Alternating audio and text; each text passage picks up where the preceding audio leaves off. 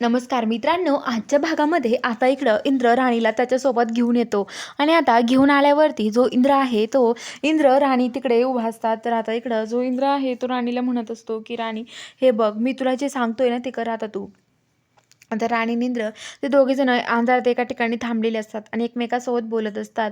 तर इंद्र राणीला म्हणतो की राणी, हे बघ, आपल्याला काही करून बुवांना शोधायचं आहे. मी आता काही करून बुवांना शोधेल. मी तुला शब्द देतो राणी, मी जेव्हा बुवांना शोधेल ना तेव्हाच मी घरी येईल. तसा मी काय घरी येणार नाही असं म्हणतो. तर आता राणी म्हणते ठीक आहे. तर आता लगेच इंद्र म्हणतो की राणी, पण मला तुझ्याकडून काही महत्त्वाच्या टिप्स हव्या आहेत. काही मला काहीतरी मी विचारतो तेवढं सांगशील का? तर राणी म्हणते ठीक आहे. तर आता लगेच जी राणी आहे ती म्हणते की विचारा इंद्र सर.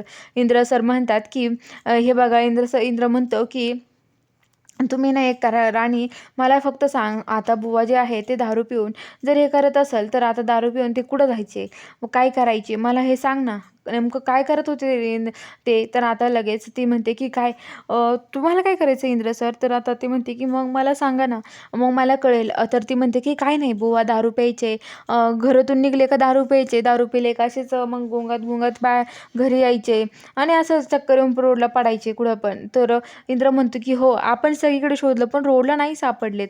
नक्कीच यामागे कुणाचा तरी हात दिसतोय राणी. बुवांना जर कुणी बुवा जर दारू पिऊन पडले असते तेवढ्या दिवसात सापडले असते, पण बुवा दारू पिऊन पडलेले नाहीये. बुवा असेच पडलेले दिसते मला, खरंच ना. तर आता राणी म्हणते की हो इंद्र सर, हे बघा, मी तुम्हाला सांगते, मला पूर्ण आता पहिल्या काही जुन्या गोष्टींवरती आता तुम्ही बोलायला लावू नका इंद्र सर. हे बघा, मला काही विषय काढू नका माझ्यासमोर.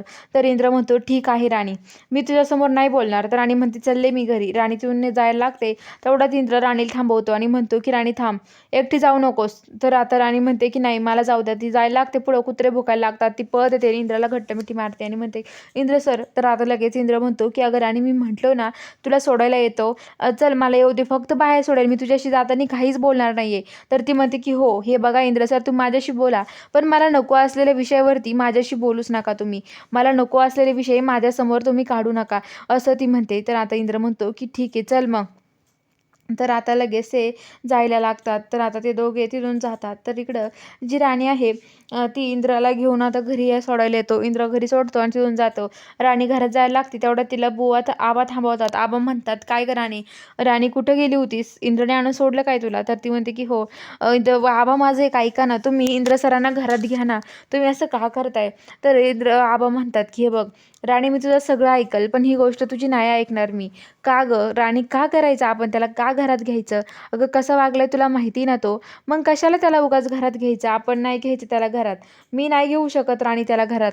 आणि हे बघ, घरात घेऊन तरी काय गं, तो कसा आहे तुला माहिती ना, मग त्यामुळे नाही घ्यायचं त्याला घरात. हे बघ, तुझ्याशी तो काय वागलाय तुला कळतं का राणी? वेळ आल्यावरती मी त्याला नक्कीच घरात घेईल, कारण की त्याला त्याची अद्दल घडली पाहिजे.